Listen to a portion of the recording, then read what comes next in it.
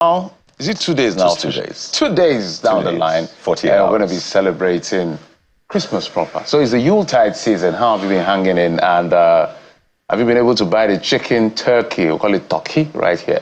Welcome again to the program. We're broadcasting live from Lagos. I'm Jeffrey Uzoma. We'll call it the most wonderful time of the year. Yes, Christmas is upon us officially. Hey, welcome to your Perfect Day Starter. I'm Kayode Kikilu, and we're live for you in Lagos. What a weekend it was, Jeffrey. Weekend to forget. Yes, really, actually. with the tragedy, we had the tragedy in Anambra, Abuja. We're just trying to recover from the one in Ibadan, right? And then Abuja, Anambra hit us just like that. And, you know, it left terrible, terrible feeling for a lot of people. We've gotten a lot of reactions to that, which we'll be getting right into on the show this morning, but it was not that kind of weekend at all, particularly happening days before Christmas. Add to that, Jeffrey, what a lot of people experienced in Lagos on Friday/Saturday. It was hellish, particularly for commuters who were trying to probably move from mainland to Lagos Island or vice versa. It was hellish, I could tell you that. I was in that traffic, Jeffrey, and I spent at least 6 hours in the traffic. Is it because of the president's coming, or dirty December, or a combination of both? So the president, yes, was in town, so that naturally contributed to it. I think people had pockets of events here and there, but that traffic is being blamed largely on the president's movement. So what you had was the maps directing people to places you had never gone to before.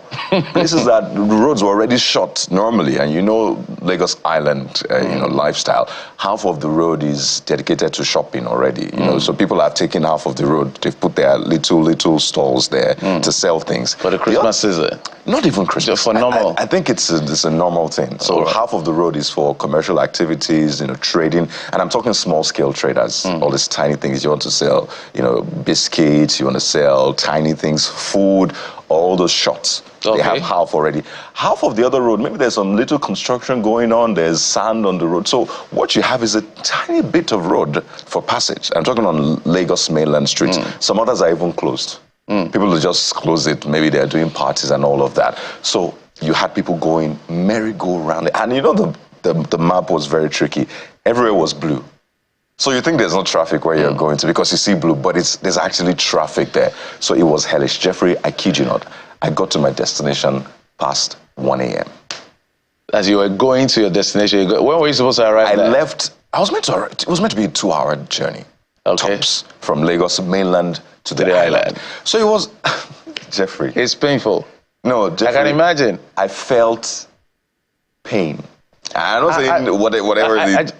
I just feel there are two things. The traffic officials, they clearly failed. There are no ways to talk about this. The president's coming is going to cause some inconvenience. This is the president's home. This is where it's his place of residence, and he chose to come here for the holidays. And generally, you're supposed to prepare for that. I saw videos, by the way, of somebody posted a video of 3:20-something a.m. Oh, yes. And it looked like we're just 6:37 a.m., the typical Lagos traffic. So I think at this point, the government failed in terms of they dropped the ball. LASMA, Lagos State Neighborhood Watch, I know they cooperate to be able to manage this traffic, but I know it's dirty December. A lot of I just got backs, a lot of people coming back just to have fun and whatever it is they come to do, and then the president is around. I just feel that the system or the government or the operator should have known that this was coming. I know there's no way to avoid it, but maybe it would have been minimized at the end of the day. So, because what people are going through is already hell. You can imagine sitting in that traffic and thinking about what is already going on in the country. So there's a traffic issue, there's a stampede, people are trying to get food. It's just it's chaos. It's just chaos all over. So you have people saying, President, please, when next you want to come to Lagos? We don't want to experience this. No. Or people doing parties, there should be scenario planning. I think that is what we should do in this time. You understand that on a Friday, this is the kind of traffic you get. Talk more when the president is in town. You know how many people try to see the president? Just one person wants to see the president, and there are like 10 cars because people want to go with him, or there's an event. You're even talking about the island. That one is even worse. I agree. The president, I understand, came to the mainland to do something. I think somewhere around prayers or something. I think maybe family visit, or I don't know what it was he came for. But the traffic that visit cost, from what I understand, I heard whether he was supposed to come or he actually came. It caused a lot of traffic. So I do not understand this situation. I know he's our number one citizen, we need to protect him and all of that, but the inconvenience is absolutely unbearable. I'm not going to blame the president for coming to his states where he's lived literally all his life, but the managers of the system should be able to know better and envisage, like you said, scenario planning, understand this. It cannot be avoided because it can be minimized. And that it's not too much it's not to too ask much for, to ask. certainly. It's not too much to ask. Something to chew on, Jeffrey, as you also look at your empty tank, because it took its toll on the tank as well. Did you drive? I drove, Jeffrey. Oh, that's the worst. So you can imagine how stiff I feel. Oh, that's the worst. I hate that. That's when, no. That's the worst. Let us know what your weekend was That's like. the worst. But let's get smack in the middle of it. We understand that the president has, of course, cancelled his social events because of a tragedy. And that's where we're starting off on the show this morning. In the light of the tragic stampedes across the country, 3 now that we've experienced over palliatives and gifts, which have left numerous people dead. We'll explore solutions to the economic challenges Nigerians are currently facing, as well as efficiently and safely catering to the vulnerable population. How do we do that to stop the next tragedy? Yeah, we need to stop this as quickly as possible. This just brings my mind back to what happened in Plateau State last year around this time. You remember that incident attack that killed people? Now, this is food leading to death. It's unfortunate, but that will not be all we'll be talking about. On Mondays, we dedicate a special time to celebrate women in business as we talk about some of the women that are breaking barriers and, of course, doing big things in their little spaces. So we'll be talking to some persons right here on the program as far as empowering women in fashion is concerned. There you go. We have a minister joining us on the show this morning, and this is one you certainly do not want to miss. The Minister of Humanitarian Affairs, Disaster Management and Social Development is also our guest on the show. Lots to talk about, and this is one of our big topics. Absolutely. So the minister is sitting in. Oh, we went back there, empowering women in business. We've talked about it, so let's re-emphasize. The women are doing big things within their little spaces. It'll be time to celebrate them. But that will not be all. We're going to be spreading joy during this festive season. It's Christmas, is everything. Jingle bell, go all the way. You know what it is. So we're talking about giving and all of that right here on the program. Coyote. And we finally get to sit down with singer and compare Awestyne. But it's spelled quite differently, and this is one you definitely want to catch. And we'll be discussing how his talent and versatility sets him apart from his peers. And perhaps we'll be getting some Christmas tunes as well, Jeffrey.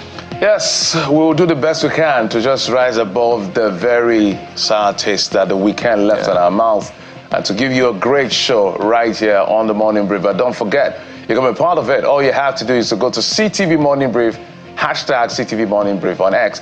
Post your comments, post your thoughts, vent your anger or ventilate, as they say, your thoughts on the program. But don't forget as well, we have the WhatsApp number. You can send your messages. Yep, that's it. Videos and messages only right here on the program. So it's a packed show from humanitarian issues to all of the very exciting issues and everything in between. But we'll take a quick break. When we come back, we'll bring you our top stories. We'll get to what we're talking about on X. Then we'll talk with the Honorable Minister who took over from... That ministry has been a very, very controversial one, but I'm sure he's right here to set the record straight. Join us again.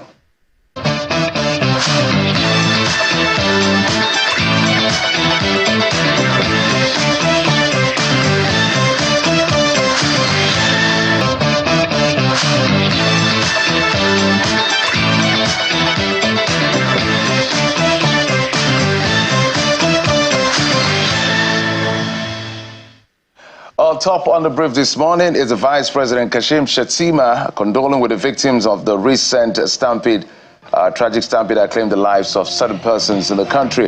In a statement by a spokesperson, while expressing deep sorrow over the losses and offering prayers for the repose of the souls of those who lost their lives, Vice President Shettima highlighted the urgent need to improve safety measures during public gatherings.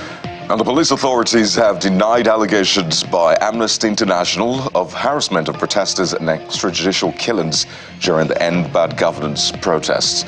Briefing journalists in the nation's capital, Abuja, the Force Public Relations Officer, Muyiwa Adejobi, says the claims in the November 20th report by Amnesty International were false, misleading, and damaging to the image of the force.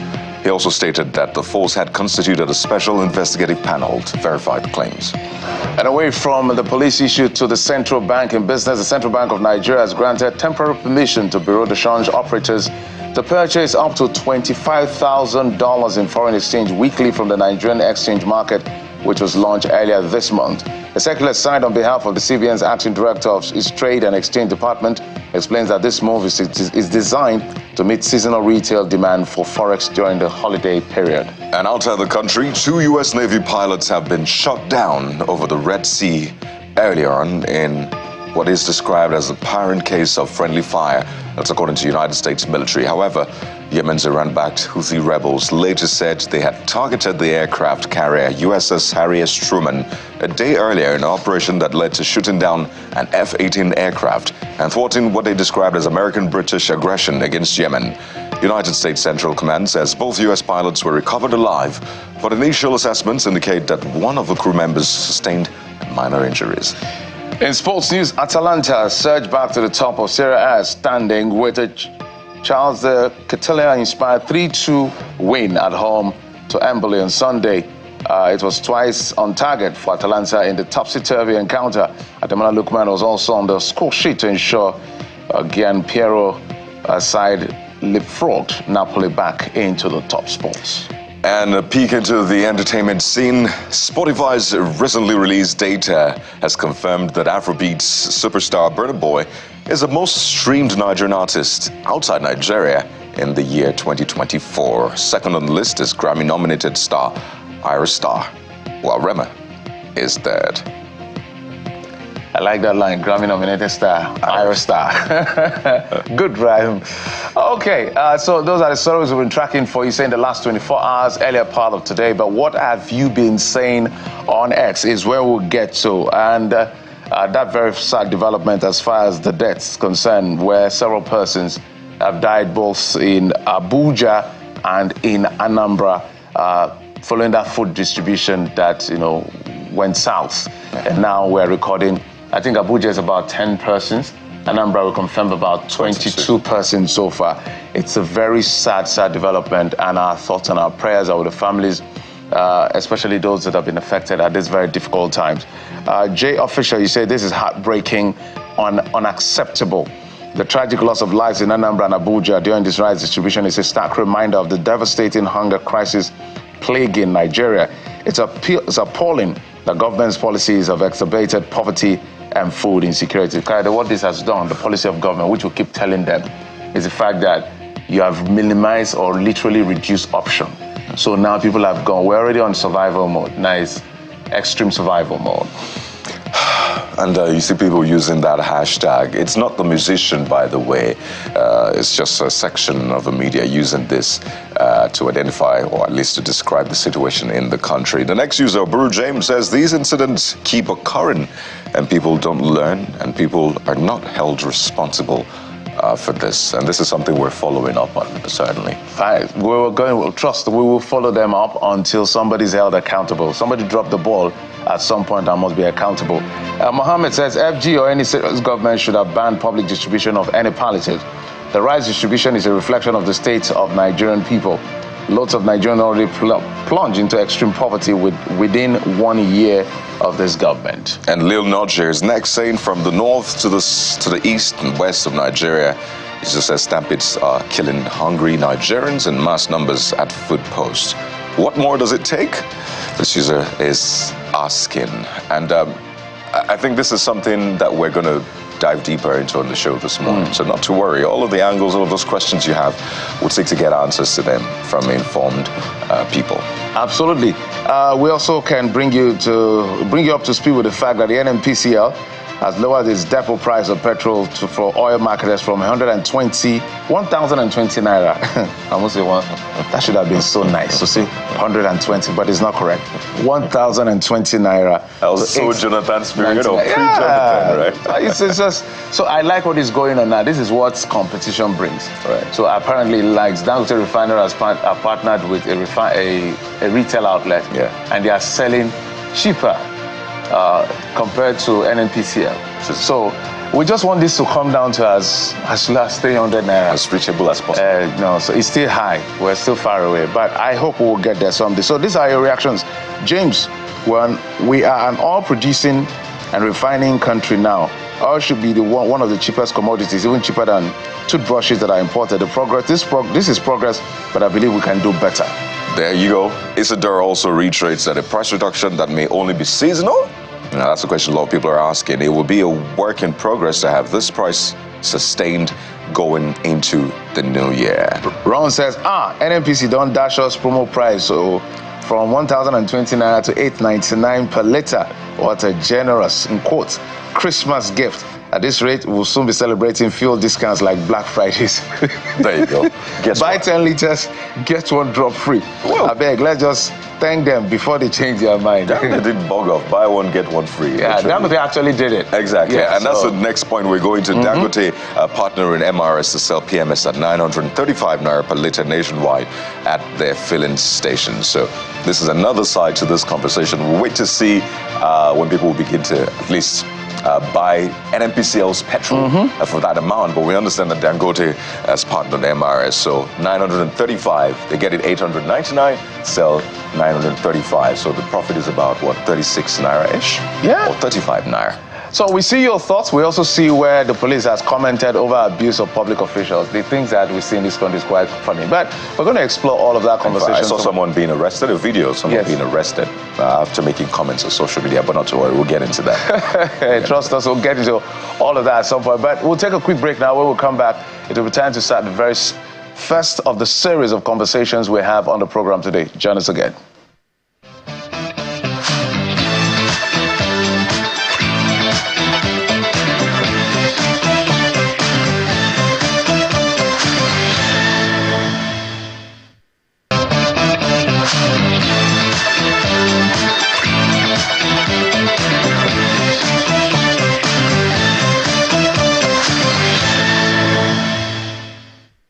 As we started the show this morning with that definitely forgettable weekend, the Stampedes recorded different parts of the country. Coming off, the Ibadan Stampede, we want to get deeper into it. What may we have missed? What exactly is going on? How do we stop the next disaster from happening? These are some of the issues we're starting off with on the show this morning. We're joined by the president of the Institute of Safety Professionals of Nigeria, Awestyne, Mr. Timothy Iwagu. It's right here in our Lagos studio. And right next to him is Mr. Olusegun Odufo, a psychologist joining us from the University of Lagos. But he's right here in our Lagos studio, right? But he's in the Unilag. Good morning, gentlemen. Welcome to the Morning Brief. Yeah. Let me start with you, Mr. Iwagu. When you thought that Ibadan happened and we're trying to recover from it, Anambra happened, Abuja happened, and we're looking at a death toll of over 60 at this point. Avoidable, I shall say. So when you look at these incidents, what first, your assessment of the situation, the one in Ibadan, the one in Abuja, the one in Anambra, there's a string, I think a common thread. Well, you look at things from a different angle. So your assessment first of those incidents and what should have been done to avoid those deaths? Yes, you see, the truth remains that a crowd is just a gathering of people. And when the traffic is high within that space, a whole lot of things can just prop up. You can see a crowd as an audience. And that crowd could be coming there to listen to a speech. And then along the line, the content of that speech can change the crowd from audience to mob. Right.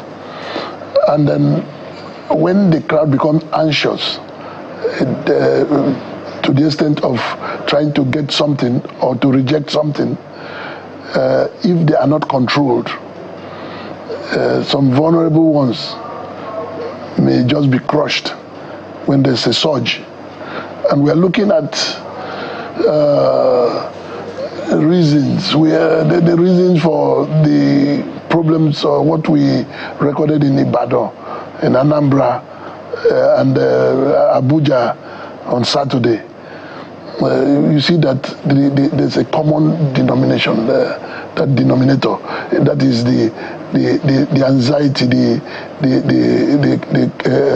clamoring for getting food. You know, the situation in the country is what has led people to even forget about basic safety concerns. And then, if you look at it, the people are not there to control themselves. The organizers of the event are supposed to put some measures and actions in place so that movement and the activities, the objective of that gathering is achieved in utmost safe environment or safe condition.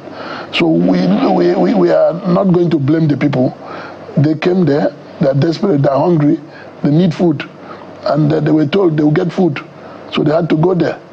So the organizers of every event, what are they supposed to be doing? Is it just to announce, make a good statement, sound politically correct? We want to feed people. Or maybe you want to use religion and say we are feeding people, and so people should come. The people should come, get the food, and eat the food, and go home, of course, to eat the food, which means they must go home alive. Quite some important points you raised there, but it's also important to say, for most of these organizers, at least as far as we know, it was good intention. Yes. It was well intentioned for them. For the people who came to, they had good intention in the sense that they wanted food. So I want us to speak to, because there's a tendency now for people to start saying, well, I'm not giving anybody anything again for Christmas or New Year, because we've seen these cases go awry. But I'd like to also get his opening comments. Then we'll come into the nitty-gritties, as they say. Opening comments on what you have assessed so far about the situation, the pre, the during itself, and perhaps we'll talk about the after in terms of the psyche. How did we get to this point? What may we have missed as a people? Because this is not the first time I've known giveaways all my life. You know, churches, politicians. I think politicians probably do it more, and all of the NGOs doing these things. And this is the worst I've seen. Yeah, I think one of the major issues here is basically the first instinct of survival is your physiological needs, and it's the need for, you're hungry, you want food, shelter, basic water, and all of those things keeps you alive.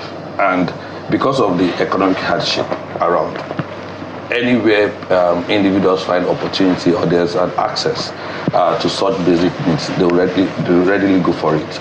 And so the situation of the country has reduced people to just fighting for survival. The level of the increase in unemployment, inflation rate, a lot of issues here and there, food insecurity. And so once there's an opportunity anywhere, people are ready to go all the way to find food because they need to feed their family. And so when there's an opportunity, an organization comes and says, we want to offer a giveaway, we want to give people food, we want to give people a bit of social support, people will come there. But the organizers must be ready for such a crowd that are coming, because you know that even when you cater for 50 people, you're definitely going to get more than 50. You're going to get maybe like triple that number. Even in ordinary parties, if you want to hold any party now and you say you're inviting 100 guests, just be rest assured that you're expecting about 200 guests. So when it now comes to giving out items, you should be ready that,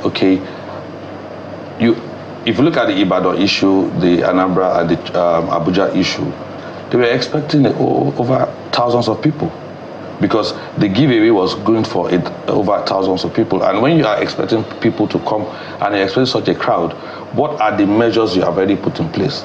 If you look at what happened, if you look at the 3 incidents, practically there was nothing. No perimeters created. the number of securities that were there were just very few, and it was just like a free-for-all. And in such a situation, you expect that people will get injured and they'll be stampeded. Let's bring in our next guest, business entrepreneur, co-founder, National Progressive Movement, as well as a former vice presidential candidate of the YPP, Mr. Umar Gesto. Welcome to the program. Thank you. Good morning. Okay, so Mrs. Welcome to the program. I want your first impression on what has played out with this development. We started with Ibadan, then it now happened in Anambra, and then in Abuja. What's your interpretation of what is playing out here? Because as we've said, the people who organized this event, they had good intentions to support people during this very difficult time. And the people went to eat or collect whatever it is that they want to collect. They went there just to survive. But things have now gone south. Well, first of all, I will want to start by sympathizing with the families of those that are affected, because whenever you see any family member going out to seek for food in the name of palliative or charity or whatsoever, it's a sign that definitely the system or the country is hungry. This is a great pain or failure that any family member will seek out help to meet the daily hunger. And there's a kind of major problem that we are having in this part of the world, putting measures, safety measures in every action, which I think is one of the translations to the state of the nation, whereby we don't value safety. As much as we all want to blame the organizers of these programs or these palliatives, we have to know that they wish well to all of us, to Nigerians, because what their own contribution is just to ease the pain of a common man, which is number one, hunger for now. Because if at all in a country like Nigeria, comparing to the minimum wage, the price of a bag of rice is 100 plus. So you can see why families will definitely rush to collect that bag of rice, which is like a minimum, even with the increment of the minimum wage plus. So it's very, very bad. It's a very bad picture. We all feel bad for it because it's very, very abnormal for it to happen in 3 different places consecutively. It's a sign that something is definitely wrong somewhere. But if we as Black people or Nigerians who put number one, safety measures in place, number 2, try and look at the current situation of the common man, that things are not very, very okay. At least we will know that this is a very, very bad situation for all of us, and it's not a very beautiful picture. We're now back to you on some of the things you've mentioned as far as crowd control, crowd management is concerned, because it appears now the message the people are sending to all of us is that, yeah, we know things have happened in Anambra, it has happened in Ibadan, in Abuja, but we're still hungry nonetheless. So if you organize, we're coming. How should we be preparing to help people? Because now it's not just, it has gone beyond just gathering people and giving them things. He's identified the fact that minimal level of security, no perimeter fencing, to at least manage it. Walk us through what has to be done. What has to be done? You see, looking at the state of things in the country, you can see how many times tanker trucks will fall and spill their content, and people will go and physically roast, and then on that same day, another tanker truck falls in the next town. People go there to roast, even after watching the other one. So that is the instinct to survive and the desperation created by the realities, economic and socio-economic. And they're all part of what we are having. Now, the point, like I said, it's not about the people, the organizers, the government. It is enshrined in the first schedule of the Constitution that it shall be the duty of government to provide security and welfare of the people. Even the most ignorant and the most vulnerable are supposed to be under government protection. And how does government achieve that? By creating agencies. That's why we have the military, we have the police, we have civil defense, we have all these. These are all the instruments for actualizing the content and the mandate of that constitutional duty assigned to government. Now, when there's law that you can only do some of these things in collaboration with relevant agencies of government, even if you want to, you are a very rich Nigerian and you are philanthropic to the extent that you want to give people food for Christmas, it's good, it's a good thing. But you should do it in collaboration with these agencies of government to ensure proper control of people. And if beyond barriers and all those type of things, people can still collapse the barriers, crush the barriers, and go over. So it's about organizing it. Who are the people you engaged? We have not seen one organization come to the Institute of Safety Professionals of Nigeria and say, please, we want training for our event personnel who will be managing a crowd and all that. I think that is where we should be looking at. A lot of things, the compliance, poor attitude towards safety compliance is what has turned out to be fatalities. And we are talking of mass casualty issue. And these persons, as if we have no memory, the customs at Harvey Road, Yaba, did sell rice at very low rate.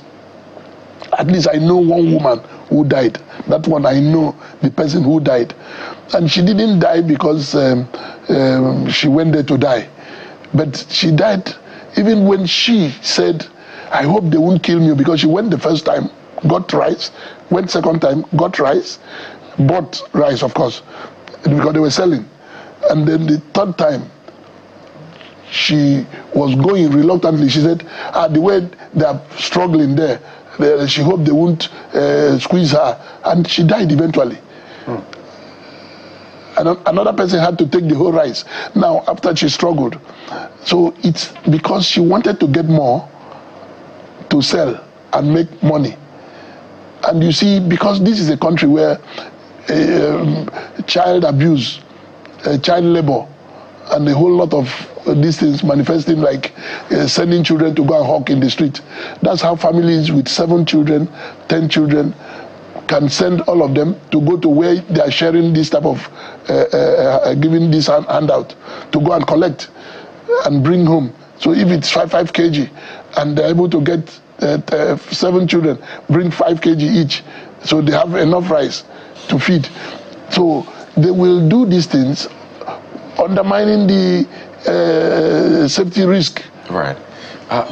It's important to, and I like the way you've talked about these issues, the adjoining issues, but as I said earlier on, there are people who are thinking, or who have made plans, who probably have bags of rice, vegetable oil, the usual, they have it packed and they're thinking, with what I'm seeing, this trend, we don't think we're going to be going ahead with this food bank or whatever you want to call it, because they don't want people to die at the end of the day when they are trying to do good. So we'll come to the step by step, because this is what you do, the step by step. Before you organize any sort of food drive, what must you put in place? If it's for 5 people, if you're expecting 10 people, 100, 1,000, what must be in place? We'll talk about the role of the authorities as well, because that's an important part of the conversation, and ensuring that when the event is on, what must be done as well. And that's something we'll come to. But let me quickly come to you. And I see this happens in other climes, as I've said around. I mean, you see food drives, the food banks, the homeless shelters. You see how things are coordinated. By the way, these are homeless people, right, who are trying to get food, and we don't exactly see things like this happening. So tying to the question I'll bring to him, what should we be doing before? during and perhaps the after. I know a lot of people will need some sort of counseling right now because they've gone through a lot. It's traumatic for them. So maybe let's just quickly walk through that, the before, the during, and the after of this from the psychologist's perspective now. Okay, so in situations like this, before you even try to organize such an event, you need to collaborate with a lot of organizations, civil society groups, NGOs, media practitioners, even community leaders. Because in such community, there are leaders around that community that, okay, you call a roundtable discussion and, you know, everybody has their own input, so as much as safety practitioners and as event managers, so that everybody gives their professional advice. Media practitioners will help you enlighten people way before the event to draw a bit of awareness and tell them, okay, these are the situations. Yes, you're coming to pick up something, but you have to be orderly and all that. Yes, we know that a hungry person would not even listen to that because the goal is I need to get what I want to get. But everybody comes in with their professional advice to be able to put in a bit of strategy on how to manage such events properly. So before you even start at all, you need to also have that collaborative discussion so that you're able to have a well-planned strategy for such. And so during, we know that definitely because when everybody comes into, you know, on the table and putting all the strategies together, definitely you're likely to have minimal crisis at the end of the day. And for people who have gone through such traumatic experience, they need to seek professional help.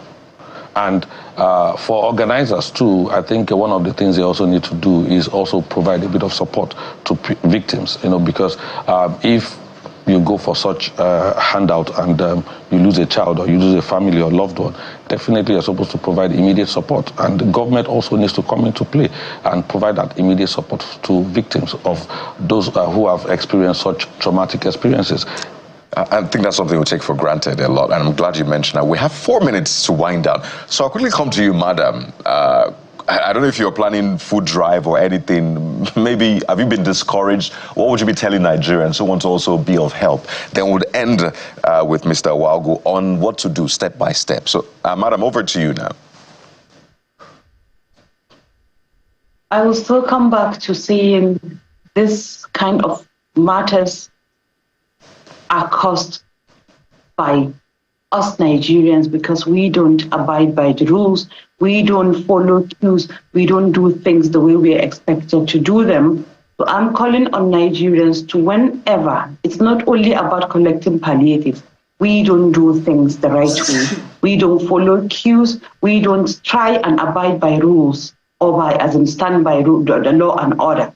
Adibin will organize ourselves, do things as good citizens, all such kind of activities or loss of lives or whatsoever calamities will be limited. So my only message here is, yes, whatsoever happens is happening all as much as we want to blame agencies, government, the palliative distributors, but we have to come back to our own individuality, or kind of to individuals to abide by law and order. Let's do things accordingly as civilized human beings.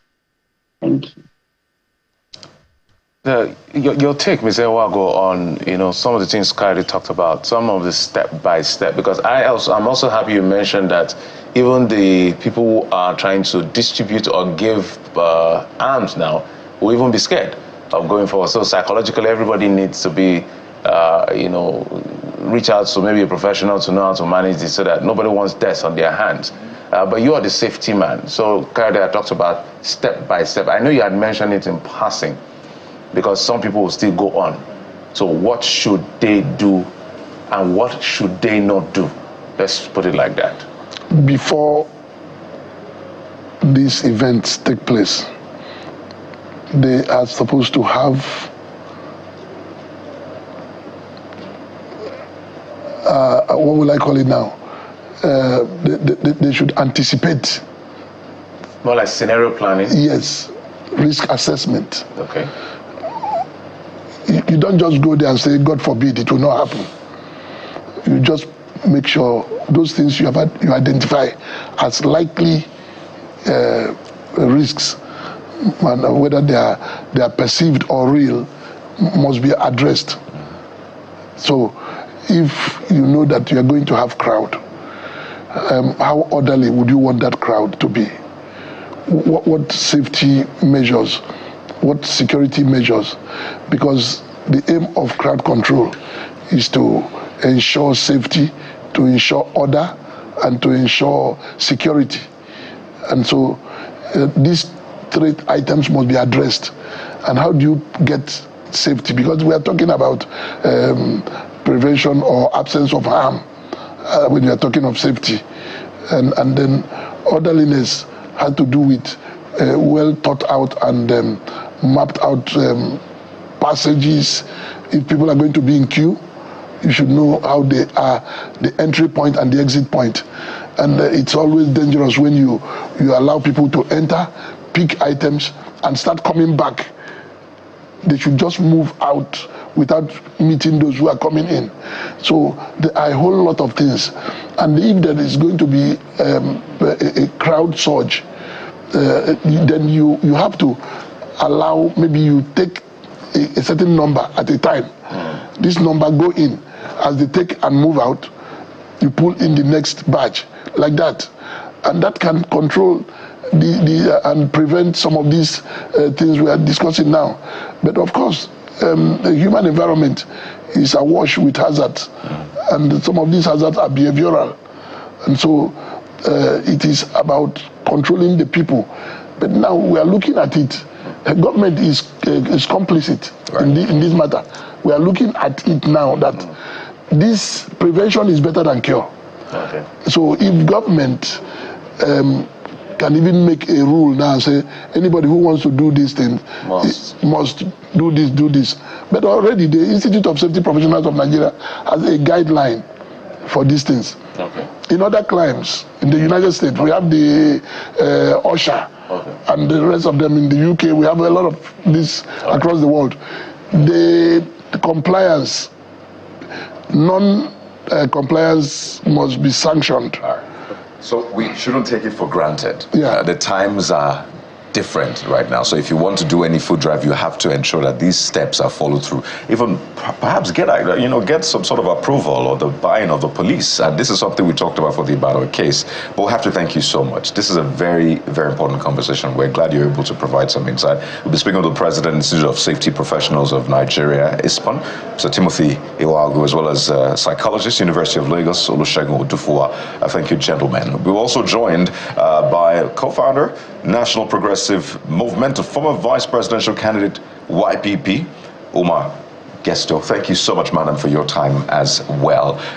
You all raised an important point, which is the state of the nation, the economy. So we'll take a moment now, and when we return, we're joined by a minister in the cabinet of President Bola Tinubu, the Minister of Humanitarian Affairs, Disaster Management and Social Development. He had put out a tweet commiserating with the families of those who lost loved ones as a result of the stampedes, but we'll be diving deeper into the contributing factors. That's in a moment. Please stay with us.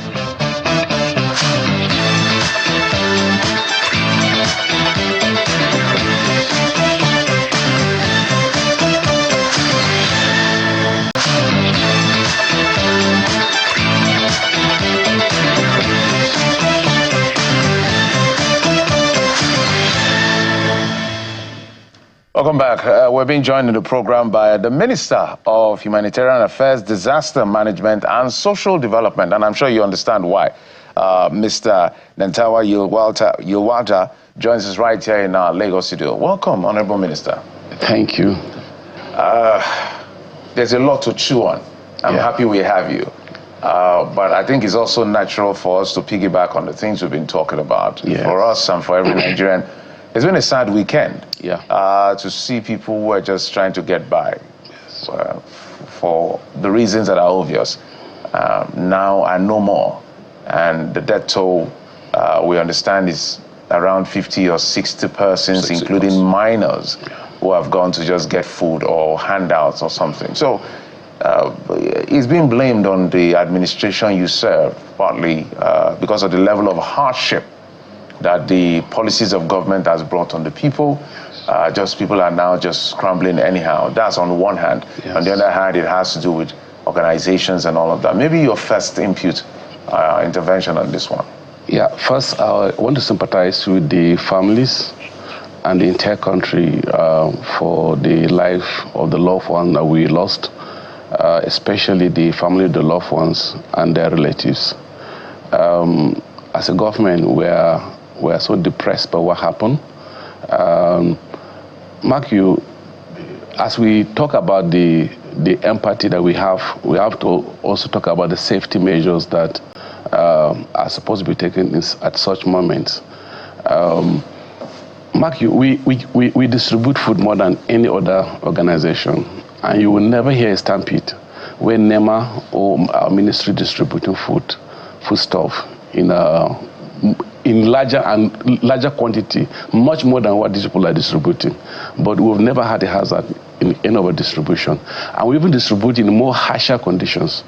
People that are more desperate in IDP camps where people don't have access to shelter, don't have access to food, and they are even more desperate. So what are the protocols that are involved in such distribution of food? Because there are, even in developed countries we have where those protocols are not followed. In 2018 in Texas, if you recall, during the food distribution in the church, many lives were lost, and even people were stampeded at the same time. Similar scenarios. And the same thing in France, and the same thing in the holiday food distribution in the US, where people, were gathered. Once you don't really organize an event, when an event is not organized, you easily have this problem that we're having right now, the issue of stampede and loss of lives. So the protocol, I think, is the first major challenge that we're having in this country. And so we have to look at the issue of the protocol. And this stampede happens everywhere, globally, even in developed worlds, where the events are not properly managed. So I think we need to look at the most important, the primary cost of this issue, where events are organized without without following the basic protocol of such event. You can't just throw open a distribution of food and say, come and, your population of like Ibadan, your population of over 2 million people, inside Ibadan, and then you're throwing open that you want 5,000 people to collect out of 2 million people. That's such a large number. 2 million people, you're selecting 5,000 out of 2 million people, over 2 million people. Or in Abuja, they have population over 2-3 million. You're throwing open food stuff, anybody can come and receive it. You're picking maybe 2,000 people out of 3 million people. The ratio is too small, and the pressure you're going to have. And moreover, you know that the social media is open to more advert. People now, you put this advert on social media, anybody can come and receive it. It's open to everybody. Thousands of people may naturally come. But when you organize the event and you say there's a registration point, people register. You select the people that are going to benefit from it. So you have beneficiaries list. You can either put distribution point if there are too many. So you arrange for police presence. You arrange, you do a vulnerability check. You do the risk assessment of where you're going to have this event. This will prevent the crisis and stampede that we're having in most locations that we're having right now. So I think these are major steps that we need to take as government and as people, as individuals, as churches, as organizations that have good intention, but having poorly managed events. I know the president, the vice president, yes, members of government, even you yes, as I said earlier on, put out a statement about this. The president canceled his social events and all of that. Yeah.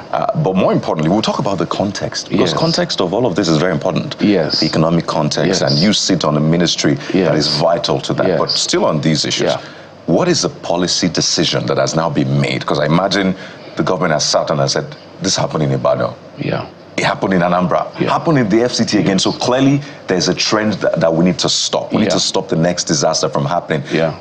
I mean, God forbid, it may be even bigger or worse if something is not done. So is there a policy decision from government saying, moving forward now, this is what must be done if events like this want to be organized? Or is that something that is still in the works? Because we need to know so we are sure that another disaster, hopefully not a bigger one, will not happen. I think the most important thing here is for us to adopt, for state governments, domesticate these protocols. These protocols are at the national level. We need to get these protocols also domesticated at the state level, even at local government level. So they will make these laws because events are organized at local government level, at state level, and at the national level we have minimal events that we control really, that the federal government controls. Most events are at the level of state government and local government level. So these protocols need to be adopted by this level of governments. And that's number one. Number two, there are already protocols by the police on for events to be organized, and I think this is where we need to enforce those protocols at the level of the police coming in and registering, and sometimes even penalizing people who don't follow these protocols. So I think these are basically a state and local government issue, that because they host most events, not federal government really. Yeah, we're going to delve into a lot more. The liberty of having you here, we're going to talk about a lot of national issues, especially that focuses on your ministry. But before we let go of this issue, maybe you highlight for us what these protocols are, because it is important. I'm sure the state government may know, but for the generality of the public themselves, it's important, because anything that results to loss of life, you can't negotiate on how you have to deal with it. It has to be done right. So when you say protocols or policies, whatever name it is, what are you talking about? If you're organizing an event, you get the police. If we're organizing food distribution or anything, first we write to the police and inform the security agencies that we're going to be in this location. We're expecting such a number of crowd. They will list our beneficiaries. They will now pick venues. Together with the police and our organization, will do vulnerability check and do risk assessment of the venue that will be hosting these events. Well, based on the risk assessment, we will now set up the crowd management team. And the crowd management team will now be involved, the security agents will be involved along with our organizations. A day before the crowd start coming, this protocol team will be there first so that they check in the people. If we discover that the crowd is going to be too much, then maybe the event can be postponed. In fact, we're showing one of the events of the humanitarian ministry, one of the food sharing, and I think this is how you organize yours. I see this is orderly to a large extent, so maybe you can tie it into what you're saying, just to help people understand what they're seeing. And then married, Honorable Minister, with this the fact is food distribution just as you're speaking to them, married with the fact that some people may not have the resources that you have at your disposal to get the police, to get this person. So married, speak to state government as well as individuals who are still intentioned to help. You see, that's the reason why some of the organizations that may not have the resources, sometimes they come and meet us to assist them. I'll give an example. In Bauchi, this flood that took place in Bauchi, ECOWAS gave us about $400,000 US to procure food and material for Bauchi State and Borno State. What did we do? We discovered that we don't have enough manpower to manage it, so we called in Red Cross. So we asked Red Cross, do the procurement, and we do joint distribution along with Red Cross and our ministry. So it makes it easier for us. First, they're doing the procurement, so it frees us the hiccups of fast-tracking the process of procurement, and so we left them in the hand of Red Cross. Red Cross managed the whole of the procurement process, the purchase, and the even transportation, the logistics, and everything to Bauchi. Then we did the identification along with SEMA, the state emergency management. So we did the identification of all the households that were affected by this crisis, and we grouped them by communities. Then we distributed the food based on the minute communities. We now fragmented the communities into what we call sensory renovation areas to make it smaller, smaller units. So these units, food were distributed to these units. So each unit had their unit leaders, household leaders that were affected, and the household leaders were asked to pick their food at social location. It makes it just easier and smarter. So these are processes that you can easily adopt. So quite okay. People sometimes we even engage NGOs, international NGOs, to assist us.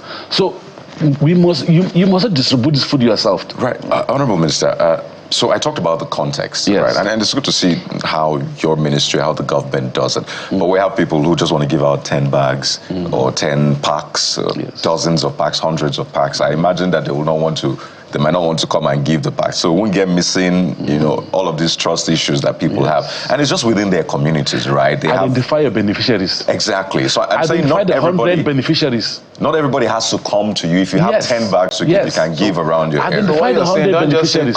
No. Identify your beneficiaries. Yes. Who are your beneficiaries? All right. Identify them, name them, and also inform them. You must not do a crowd. You must not invite. Okay, with this, you watch our distribution. You don't see crowd.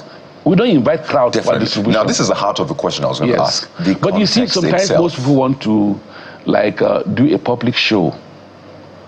So they invite many people. They want to see the crowd around. Certainly, that is what causes issues. Gains, sometimes for emotional gains, for public gains, sometimes also to sell the church or the organizational presence. That is now public. That's no more given. That's something else entirely. Yes. But my question, Minister, is this.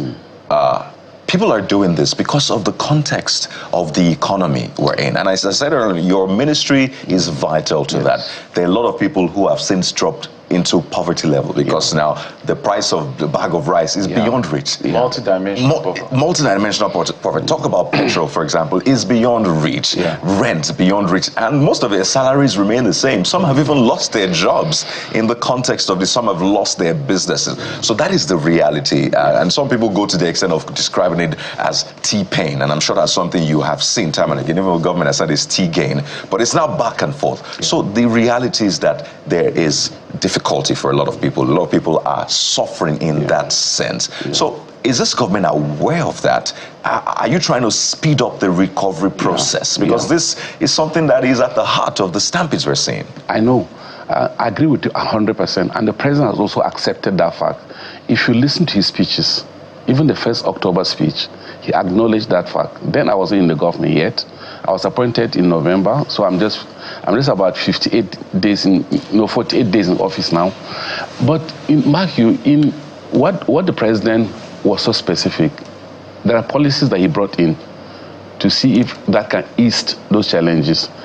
People at the lower end of the pyramid, Number one, he said that we should reach out to 15 million beneficiaries under the conditional cash transfer to help ease the pain of Nigerians who are at the bottom level under our social register. That's household, not individuals. Household, each household, we assume approximately has about 5 people. So if we're targeting 15 million households, it means the president is targeting 75 million Nigerians to be affected by this conditional cash transfer. That's number one. And how many have you reached so far? Do you have? Because I know it was suspended during the previous minister's period where there was that controversy and all of that. How many have you been able to reach out of those? Because these are the same people. 5 million have been reached so far. 5 million. But this is the challenge that we had. The new policy of CBN requires that you must have digital identity before you're given any money to help transparency and traceability of any fund that is being made in Nigeria. So for now we have just about 1.4 million people on that register that have digital identity. Most people are reaching out to are people who are not within the banking segment. Financially inclusive. Yes, that's financially inclusive. So it was, you open the digital, you just open a digital wallet for them, and then you pay them through the wallet, and then they just have cards to go and withdraw on POS.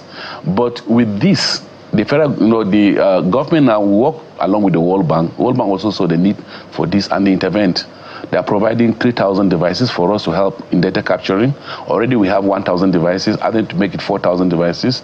And we're looking forward to also possibility of adding additional 4,000 devices next year to make it 8,000 devices. We deploy it across the country and see if we can fast track the process of capturing those 15 million people that the president has directed us to do. So that once we can capture and give them digital identity, geotag them and have location for them also, then traceability of distribution of material will also be improved and enhanced. And also that social register will not just be used by our own agencies alone, but also by the even general public, because we have individuals that want to support. They will have to just come to us, give the register. They will trace them based on their poverty rate, and there's a ranking of poverty based on the social register that we have. People are ranked. This social register, is it something you can find online, or is exclusive because you want to protect the dignity of the people? How does it work? And how many people are there now? I know you're targeting 15 million.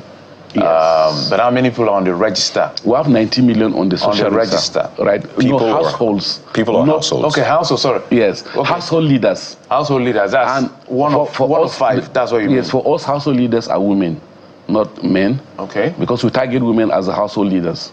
Because women take care of the children and the vulnerable. Women, you have pregnant women who are also vulnerable. You have also, breastfeeding mothers who are also vulnerable. And sometimes you can have men that have multiple wives. So if you pay a man, he may need to take care of the multiple wives. He may even not take care of one of the wives. So we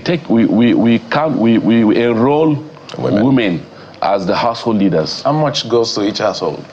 25,000. 25 a month? No, 3 times in a year.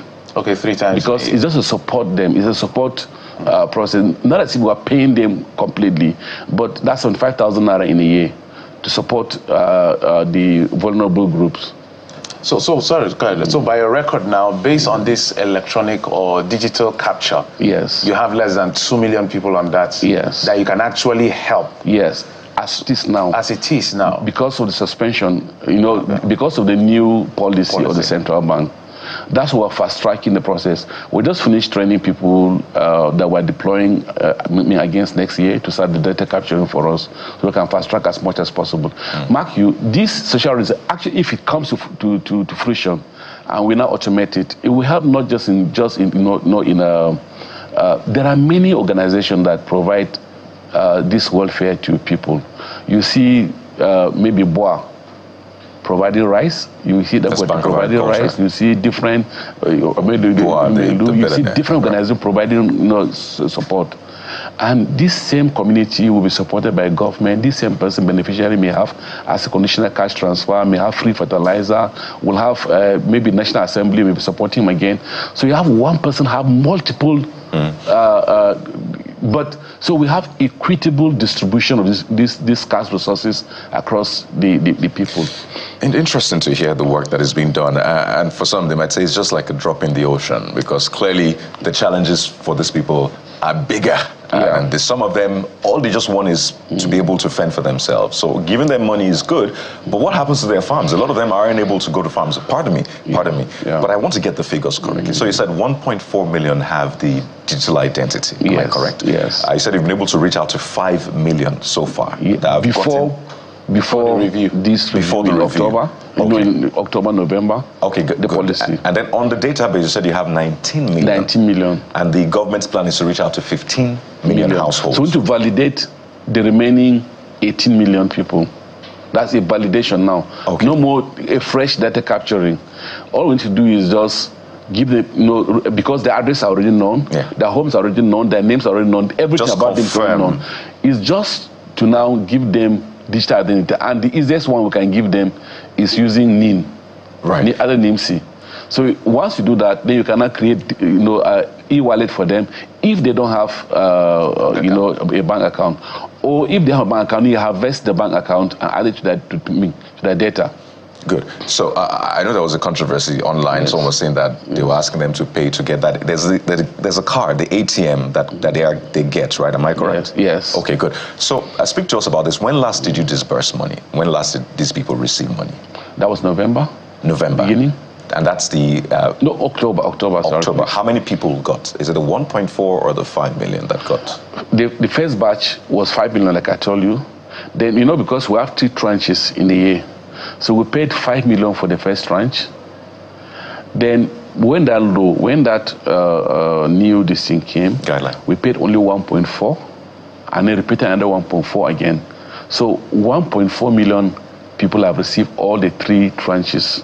Out of the remaining? Yeah, then 5 million have received only, 1 tranche, okay, which means that the excess of 3.6 million don't have digital identity. So when you are now going to be paying them, Honorable Minister, they will now pay them. Are you going to pay them arrears? Yes, we pay the arrears, the 2 tranches. Okay. And at the first, this 5 million, this 3.6 million, but the first we're going to capture the child, so we can balance them. But we still have 10 million left out of the 15 million that we've not even touched at all. Yes. So I don't know whether you responded or whether I missed it. Yes. Is it this register, this digital, what do you call it now? Social register. No, not the social register. The digital identity. Digital identity. Yes. Is this something that anybody can, maybe journalists like us, can go and see this record? Or I wanted you to respond to that because people, no matter what you say here, people still doubt that there is, in Nigeria's word, mago. In between, that this money is people actually go online and say, this money you're sharing, I've never seen anybody in my community say I've received. So people are chopping this money. That is the impression. So how can the public really trust that this is real? When we start the process of registration next year, we're going to put most of this on social media and on regular media also. But mark you, this is what normally happens in social register. You go to your community, you segment the community into women, youths, and the elders, 3 groups. And you ask the community to define what poverty is in their community because each community have different definition of poverty. Oh, really? Well, yes. What may be poverty for you? Because you have urban poverty and you have rural poverty. And even the community, in the community, maybe in a community that of headers, the number of cows determines your level of poverty or otherwise. If you go to some places, it's the harvest that you make in a year that determines whether you're poor or rich. And people who maybe own canoe or fishermen, they have the definition of what poverty is. So poverty is defined in different communities based on the context of the community. So you define what poverty in your community. Then you now select people who are the poorest in your community, from the poorest to the richest in your community. The youth select their own, the women will select their own, and the women will select their own. They will aggregate these names together. If you are paying all these 3 as poor, then it means they are truly poor. And then we will now go for verification. The verification will not assess you because we talk about multidimensional poverty. We will check and see maybe the kind of house you have.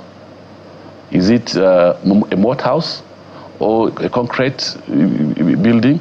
The roofing type, that shelter now. We'll come back to wash, sanitation in your house. Is it shared? Is it community-based?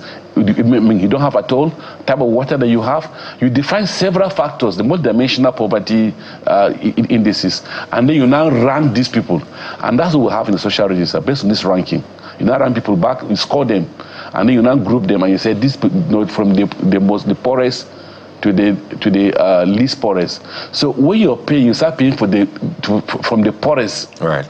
To the least poorest. Interesting, and this has been very academic as well because you can't use one size to fit everybody. Poverty, as you said, is defined differently. But pointedly now, what is the target? Your target as the minister in terms of reducing poverty? We know how controversial this ministry has been, and I don't know if you got advice from the previous minister on what to avoid, how to go ahead. I don't know if you got, as they say, blessings or otherwise, because this ministry is a very important one. Let me just be direct with you that number one, this conditional, generally, globally, humanitarian problems are not solved by humanitarian solution. You don't. You can't solve humanitarian problem using humanitarian solution. And so this conditional cash transfer and the little money we send across don't solve problem. Number one, we are going to create jobs. And creating jobs we have agencies under us that create the jobs. Like we have JEEP, we have Npower, and I'll give an example. We're changing the model of the Npower. One, you can't create job without reaching out to the private sector and the market. I was in Lagos here in last month, at GAG Motors. We discussed with GAG Motors. We're visiting Innocent Motors, in January. We're asking them, we provide accommodation nationwide in 6 locations, across the country. We'll select people that will come for training. You train them for us. Training for, we'll pay for the cost of training, pay for everything. We won't pay for the cost of buying equipment for them, to equip them, to prepare them for the market. But you will train and will certify them. When we certify the people that pass certification, you will now make them your distribution agent of your spare parts, and also your maintenance agent nationwide. So basically empower them. Yes. But here's my question. So I need to know how straight to the market. I need to know how you are keen into this government, and that's why I asked what is the target. Multidimensional poverty at 63% of the population. Yes. If you are keen into this government with some of those policies, what is the goal? What do you plan to bring it to? That is what I am asking. And that's 50%, 40%. 20%. What is the target? All of us have different tax. For example, my tax is that next year I should create 1 million jobs.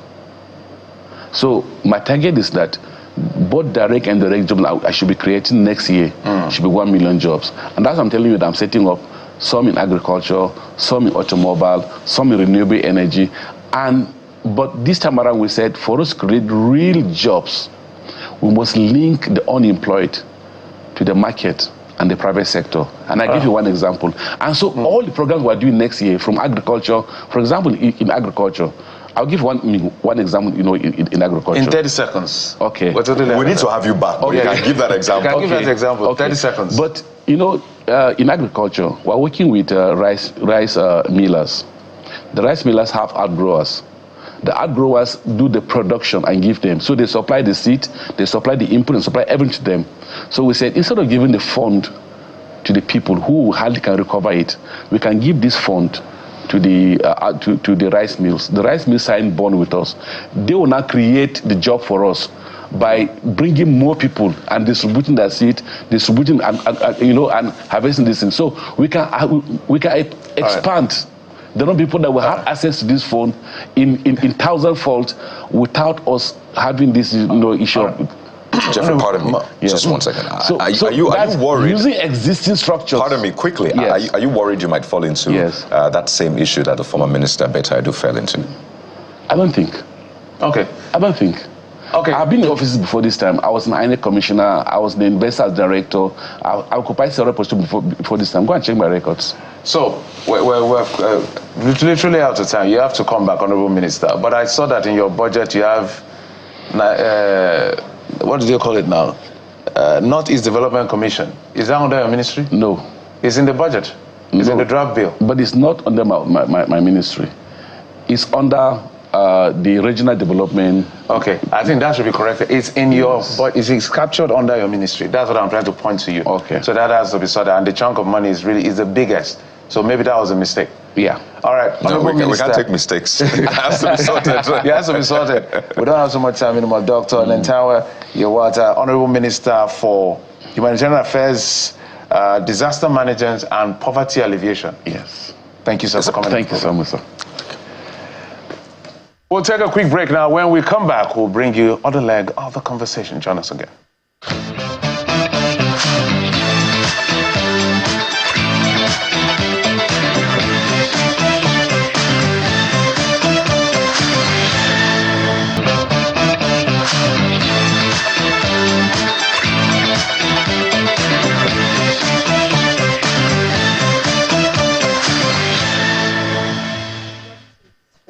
We're certainly bringing the minister back. So not to worry, all the questions you have, we're going to put them right at his table. But for now, we're turning our attention to women who are doing great things. Entrepreneurship is big these days, and it's good to see women taking the lead. We're joined on the program by two women.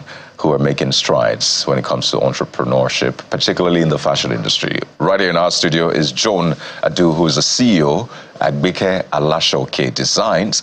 And we have joining us from Abuja studio, Perrier Bristol, who is CEO, People, Fashion and Lifestyle, also fashion designer and stylist. Ladies, welcome to the Morning Brief. Thank you. Happy to be here. Thank you. Joan, I'll begin with you. First, I can't help but notice the Ashoke jacket that you have on. This is not my first time I've seen it, but this looks very interesting. Looks like something you want to rock for Christmas. So let's talk about first, Christmas, right? What are the tips you have for us, particularly those of us who want to look traditional, right, but still want to rock Christmas? So I would say that dress to suit the theme of the occasion. So what that means is if it's an outdoor wedding or if it's an outdoor event or if it's a beach party.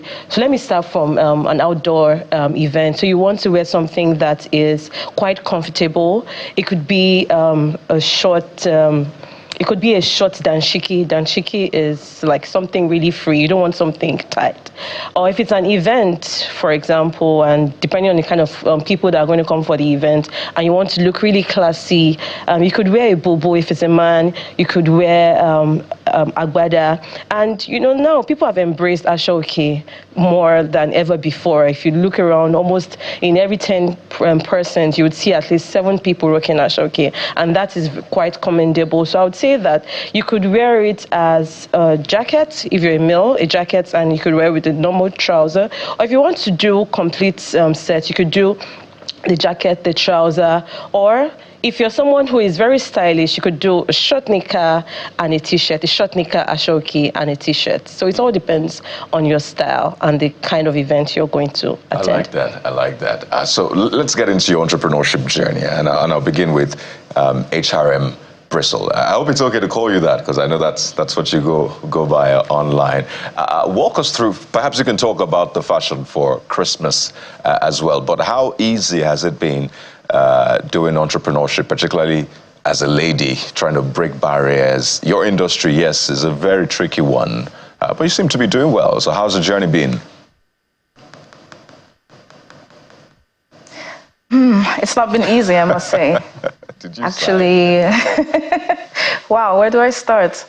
Actually, it's been a lot of hiccups along the way. I think in any industry, as a young individual, we've been facing a whole lot of challenges.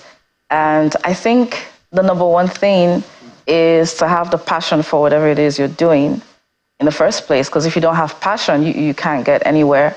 And what really preempted me to start was when I remember being at NYSC camp here in Abuja and, trying to be stylish on a budget, so to say, trying to slay on a budget and all of that. And I was just so bored.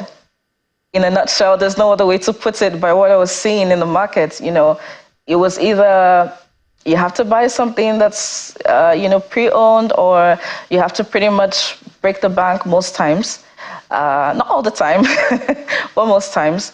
And so I was thinking to myself, well, I'm actually a graduate of international business. And I said to myself, okay, I think that why don't I specialize in fashion? Why don't I really pursue this? Why don't I bring something fresh to the market that will not make you necessarily break the bank, but will make you feel stylish, will make you feel confident, and will make you feel like $1 million, regardless of whether you have $1 million or not. So it really started during my NYSC year. I just started looking up different manufacturers online, abroad, both locally and abroad, actually. I started with importation mainly. I was importing a lot of trendy fashion pieces, and I was getting a whole lot of traction, particularly here in Abuja.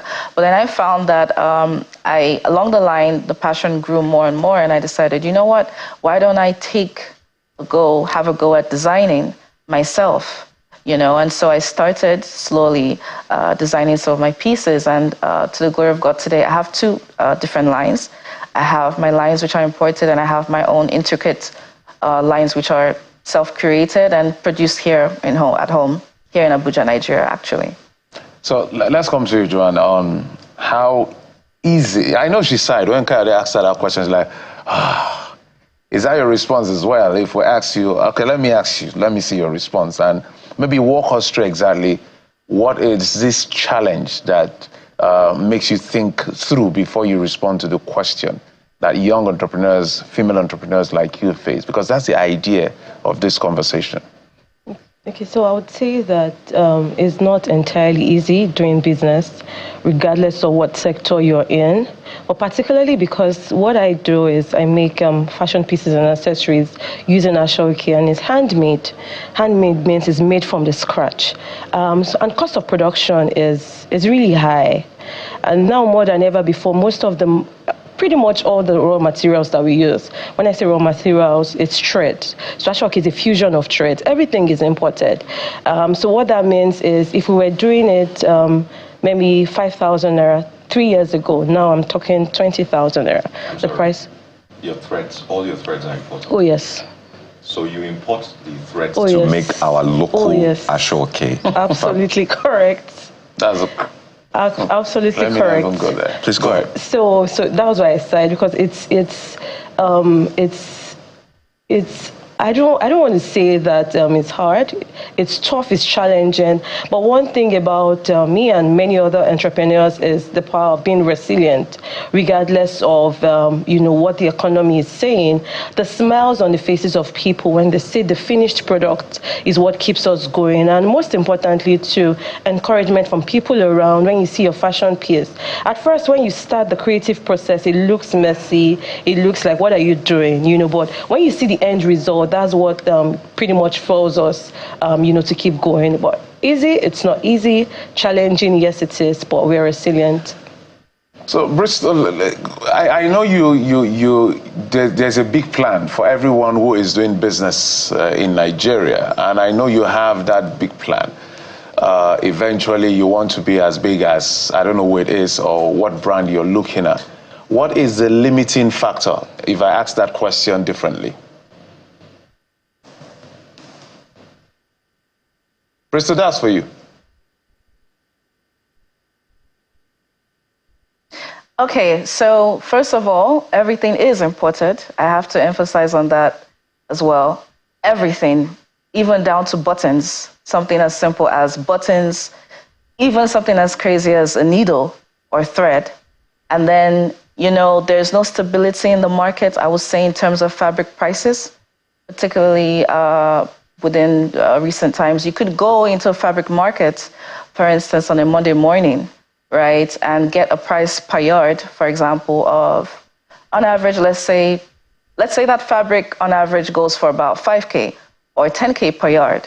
You could go to that same market later that same day and be told that the price has almost doubled the same day. Not only that, you have challenges of, I hate to say it, but I just have to mention it, light challenges. Whether you're using an inverter, whether you have a generator, we have machines, we use industrial machines to work, and these machines have to be powered somehow. And when you have constant light challenges, and then even if you say, okay, I want to use my inverter, there's a limit to how far you can use that till it goes off. Even if you say, okay, I have a generator, I'm going to buy fuel, you have to factor in the cost of fuel, the fluctuating cost of fuel. You have to factor all these things into your pricing, into your your manufacturing costs and your pricing. And then, of course, when you factor all these elements into it, it can most times cause you to change your prices more often than you would want to. And of course, to the consumer, that's quite a headache. They're used to paying a particular price for something, and then you tell them, oh, no, sorry, it has to be at so-and-so price because of this, because of that. You cannot simply just expect people to just go ahead and understand you. I mean, they're not in your industry. They may not know the intricate challenges that you're facing. I would say the light challenges are very high, the cost of importation, the fact that every single thing is imported, even down to thread, the fact that you don't have stable pricing in the market. Even when you go to a marketplace where you're supposedly their customer, right? And they know you, right, and typically give you discounts, it's gotten to a point to where they'll say, no, I'm sorry, I cannot give you a discount for this. This is just what it is. And what do? Maybe you already have a pending order. You may have taken a part payment for it. You cannot simply just cancel your order. How many orders would you be canceling? How many customers would you be dissatisfying? Right. So at times you find yourself having to eat into your own your own profit margin deeper than you would like to, just because you want to deliver, right? You want to satisfy that customer. You want to make sure you seal that deal. You want to make sure you don't lose that traffic.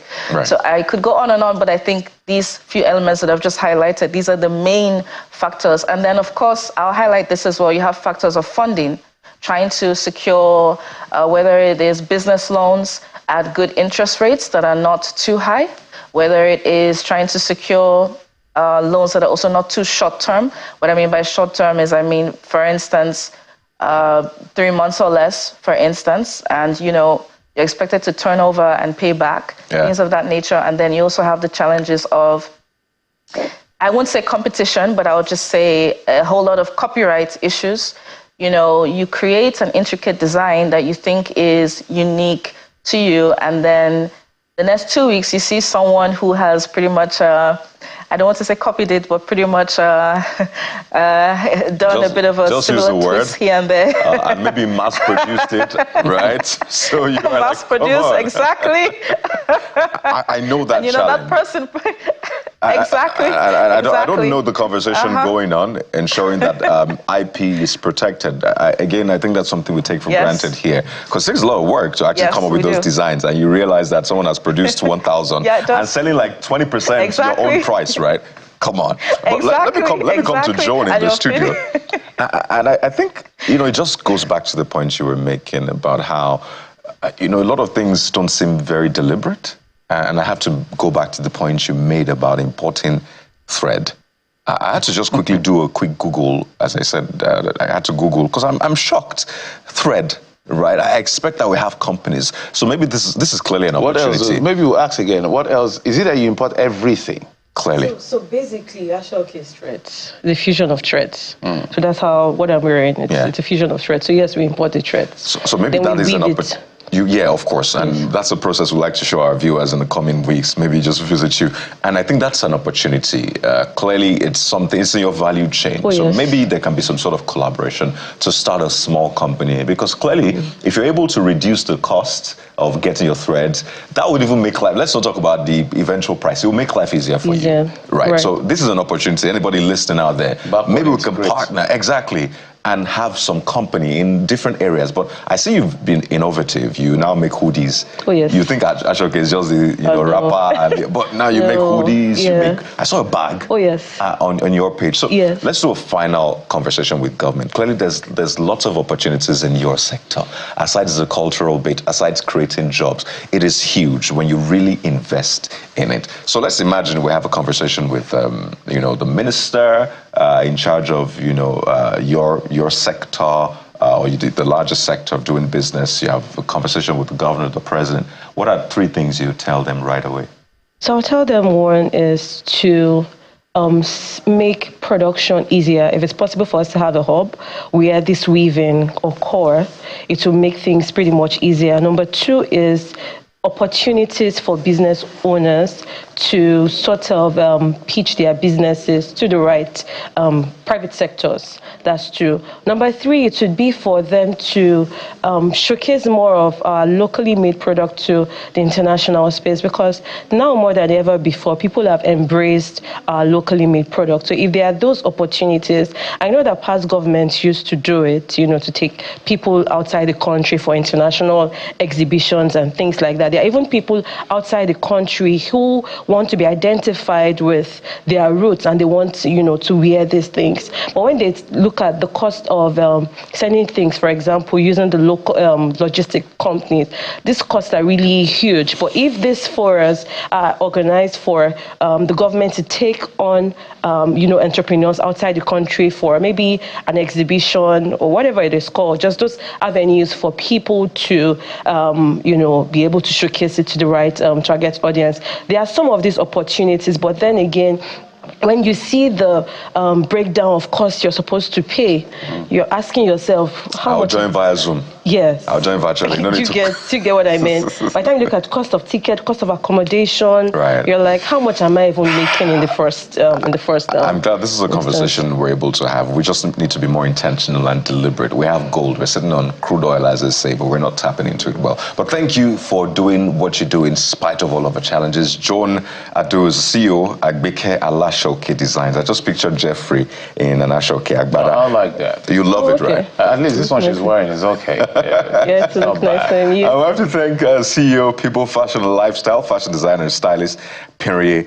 Bristle. You are also the face of Cultural Nigeria. Am I correct? Cultural Nigeria or something? Yes, that was 2020. It's good to have you on the show. Ladies, thank you for the good work you're doing, and wish you the very best. Thank you very much. Thank you so much. There you have it. Lots of work needs to be done, certainly, but it's great to see people who are thriving in spite of all of that. So government, the ball is in your court right now. We'll take a moment now. When we return, we have another leg of the conversation, all in the spirit of the season. 2 days to Christmas, right? So stay with us.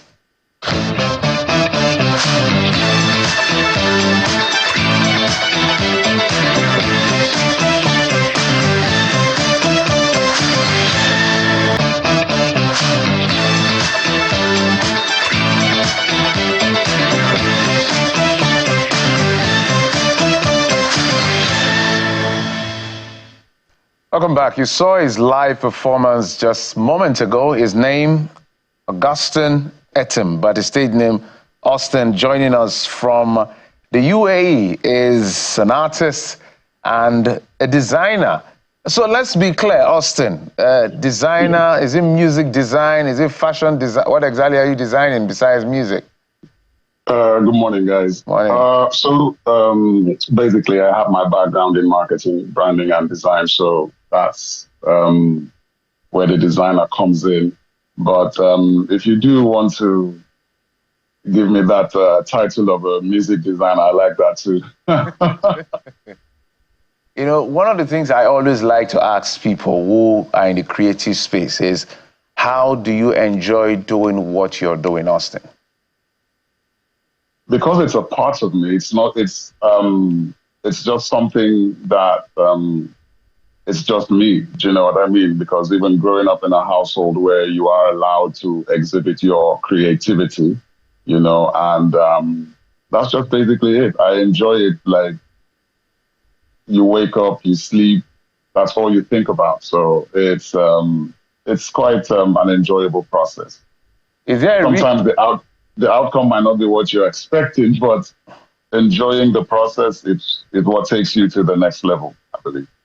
So is it marketing that took you to the UAE, or music that took you there? Or what exactly took you, and why do you enjoy? Why are you operating from the UAE? Actually, it was marketing, you know, and but I've always been in music, and there was a friend of mine that said, "Oh, Awestyne, there's this open mic night. I think you should come and just watch." I said, "Okay, cool. It would be nice to relax and do something different." Next thing I know, they hand me the microphone, and that was it. Is this why the UAE? Because there's so much opportunity, you know. There's a lot of opportunity for anyone from any part of the world. So that's why the UAE. So it's quite interesting that the Nigerian in you can do multiple things. You know, they always say that about Nigerians. The typical Nigerian is a medical doctor, but he's doing content creation, then he's doing catering, and doing a little bit of fashion. And you're like, come on, just you. And then you're in a place where you say there are lots of opportunities. So how is that Nigerian spirit? How is it helping you thrive? How is it maybe setting you apart where you are? Because we've heard some narratives about, you know, some people, but I mean, this is you. I've spoken to tons of Nigerians there, and they're clearly not a representation of that narrative. If anything, they are far apart from that narrative. I mean, there are a lot of us out here that are sticking to the rules, doing what you should do. And again, the typical Nigeria just wants to make ends meet for their family, for themselves. And so here, the opportunity is immense. You could be walking down the street and you will meet someone, say like Conor McGregor, just walking down to go to the UFC gym to train. And you can say hi or something. So the UAE does make it easier. It bridges the gap, to be honest. So for me out here, and I'll tell you about the Nigerian spirit. I was singing in a particular lounge, and this man walks up to me, goes, "Awestyne, how far now?" I'm like, and this is a Lebanese man. And he goes, "Oh, I've been to Lagos. You know what? I'm also opening something really soon." And the video you played earlier, that's from the Cristiano Ronaldo restaurant. So that's how, when I mean opportunities can happen at any time, that was it. That's how I got that particular opportunity. So yeah, the Nigerian spirit does help, because a lot of people, immediately they see you as a Nigerian and you say you're into music, immediately they start saying, oh, Afrobeats, I love this, I love that. So, and the resilience that we have also sets us apart as well. So you just got right into my next question. Let's talk about the genre of music that you're into. So I hear your voice texture and I've put you in a box. But then I'm like, this man says it's not Afrobeat, so it might shock me again if he's not in that box I put him into. So what's your genre of music? Is it jazz? Is it? I know I'm the one being interviewed, but what genre did you put me in? Because I'd like to know. Since Boxing Day is not until 26th, I don't want to unbox it just yet. So you help me out. What genre? Okay. So basically, growing up, exposed to a lot of Western, from your Boyz II Men to your Michael Jacksons to all of that. So that was basically foundation for me. But then also having our Sonny Okosons, the Oyeka Wenus, the King Sunny Ades, also added something to my kind of style. And I believe I've been asked this question before, and someone says, Austin, what's your style? I said, I just do music, how it comes to me, Well, even when I sing out here, people be like, "Oh, you're a soul singer." I said, yes. "Oh, you're an R&B singer." Yes. "Oh, you can do Afrobeat." Yes. So I don't want to be put in a particular box, so don't unbox me on the 26th. All right, Austin, as we're going to wind down, you talked about growing up. Maybe you can just help us peep into your past and how you journeyed down to where you are in about 1 minute. Okay, so born to a family of four. I'm the last of four. We grew up here in Lagos. I said we grew up here in Lagos. Growing up in Lagos. My dad has always been someone that will want you to explore what it is that you have in you. Just don't sit around being lazy. And I've also always enjoyed arts, the music, drawing, doing all sorts of things. And a friend of mine said, Austin, you should try the UAE. Everyone is going to Canada, the US, the UK. And I said, okay, I'll give the UAE a shot. And how many years down the line, it has been a good opportunity. It's quite an awesome one talking with you. And we have to do some Christmas tune, Jeffrey. Okay, I'm wondering whether we have the time, but one of the things I wanted to...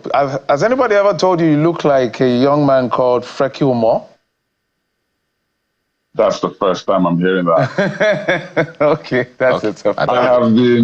I have been called Burna Boy. I was going to say Burna Boy without the dreads. Yes, Burna Boy without the dreads on one hand. I think I got that more when I had the dreads. When I used to go on dreads, they were like, oh my God, Burna Boy. And I was like, I hope Burna doesn't get mad at me. So let's do a Christmas tune, right?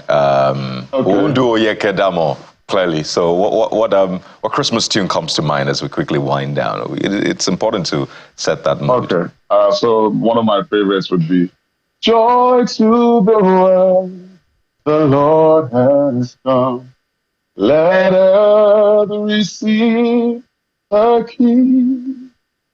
Let every heart prepare him room. Let heaven and nature sing. Let heaven and nature sing.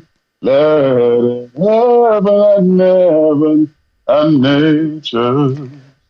All right, fantastic. Augustine Etim, known as Austin, musician, designer. I've given you a new title, music designer, added to your marketing. Yeah, I like that. Do you know what? I'm going to start adding that, and I'll say it to you. Thank you so much for joining us from the UAE. Thank you, and we wish you the very best. Merry Christmas and Happy New Year in advance. I wish you all the same as well. Thank you. All right, let's come back here to our studios. Oh yes, there's somebody that pronounces it like that. Lagos. Well, if you're in Portugal, it's pronounced Lagos. I mean, somebody in Lagos, yeah, pronounced Lagos. I think personally I've heard the Portuguese pronunciation a lot. But in the spirit of the season, I know there's been a lot of controversy around giving. Yes, we saw those events, sad events in Ibadan. Anambra and in Abuja. But this is still the season of giving, and we don't want to take that away from the season, okay? Because this is the reason for the season, giving. But that will be in a moment. So stay right here with us on the Morning Brief.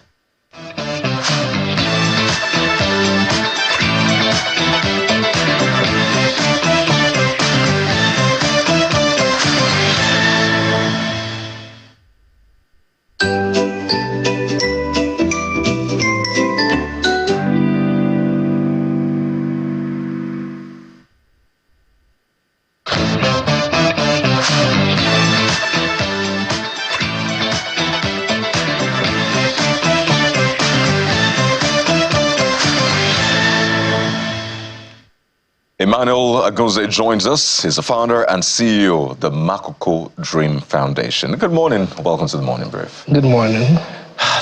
I know giving is not a seasonal thing for you.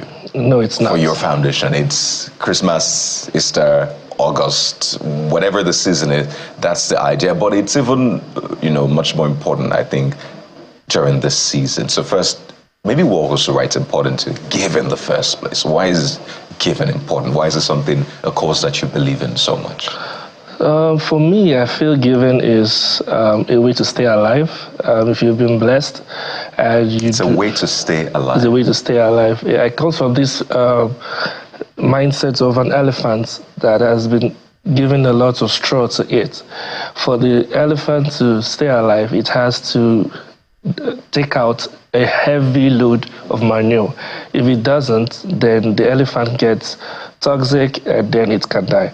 So I see that as a first, as a way to stay alive. Then two, I see giving as a way to help people to create a culture that they can live by.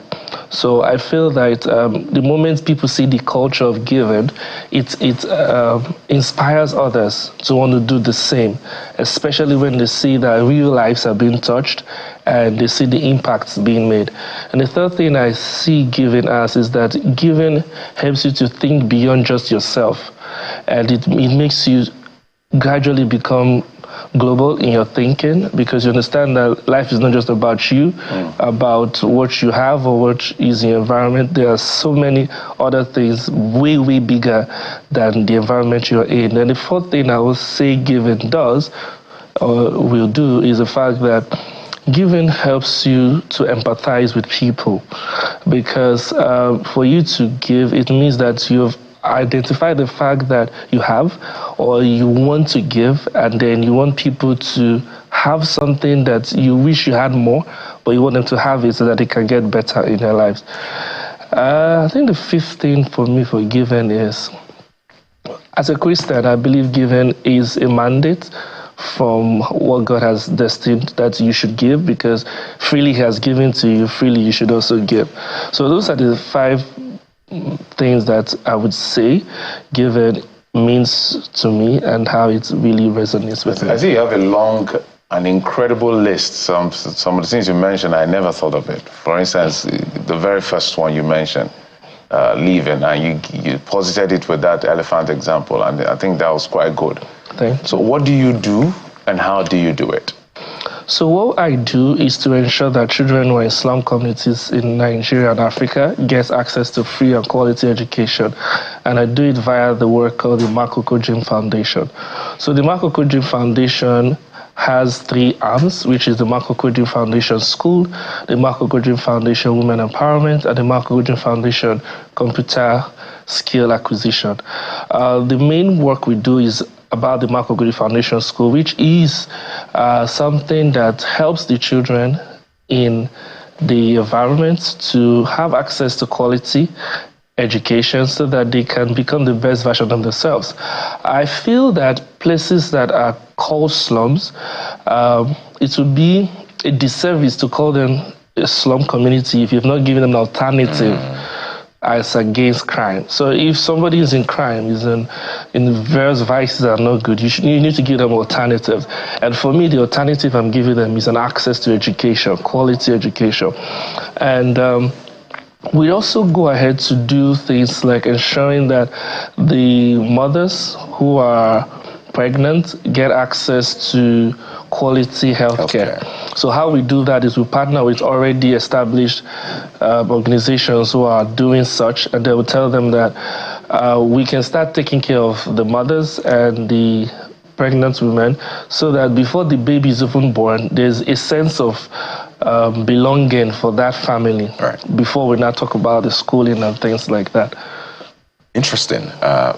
This is off point. Maybe this is on point as well. So Tunde Onokoya wears the cap.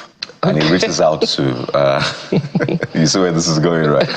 And he reaches out to, kids in slums and the rest. And here you are with a cap as well.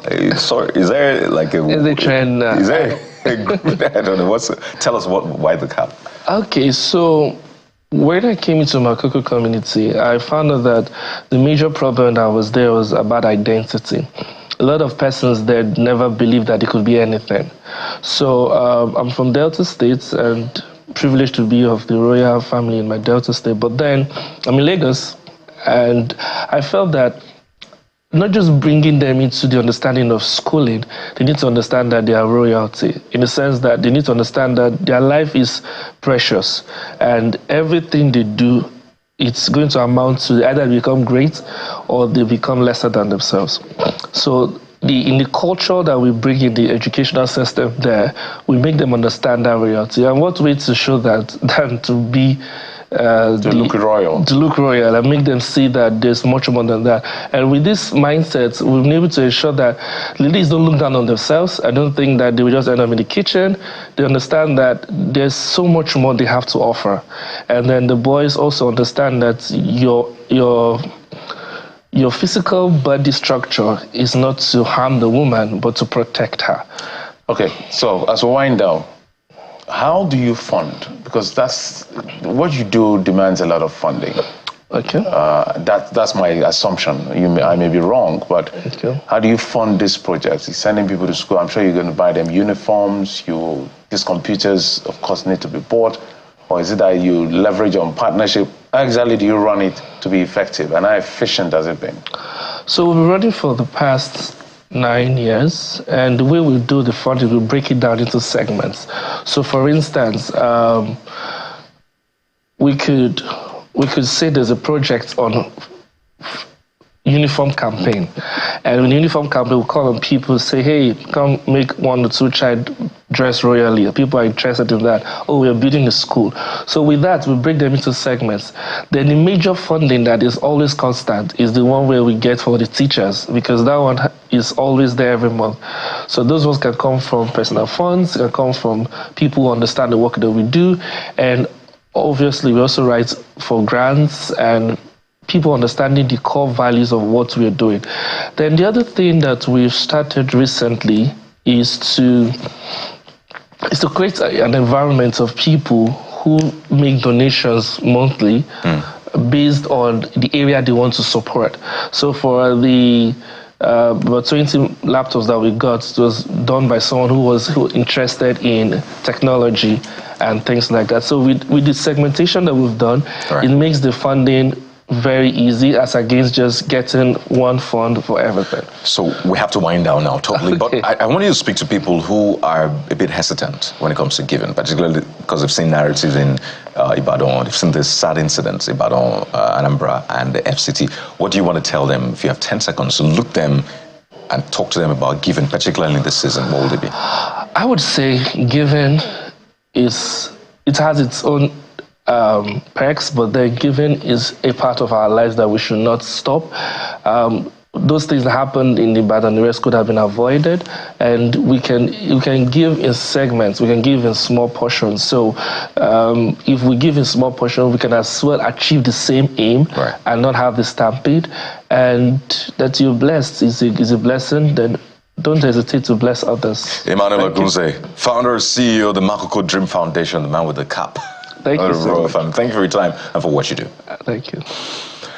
Well, there you have it. This is where we draw the curtains, but not to worry. Sunrise Daily is next after this. To have a fantastic day ahead. I'm Jeffrey, who's going to have a beautiful day ahead, and Merry Christmas in advance. Bye-bye. Bye.